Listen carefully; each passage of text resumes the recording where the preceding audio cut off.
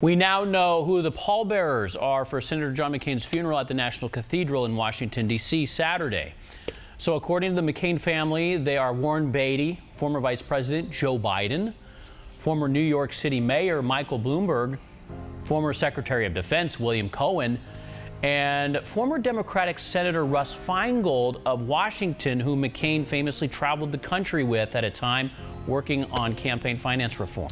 They will be joined by former Democratic Senator Gary Hart of Colorado, former Pennsylvania Governor Tom Ridge, McCain's former Chief of Staff Mark Salter, founder and president of FedEx Fred Smith, Rhode Island Democratic Senator Sheldon, White House Vice Chairman of Open Russia Vladimir Kara-Murza, longtime fundraiser Carla Udi, businessman Stephen Dart, and former McCain presidential campaign manager Richard Davis.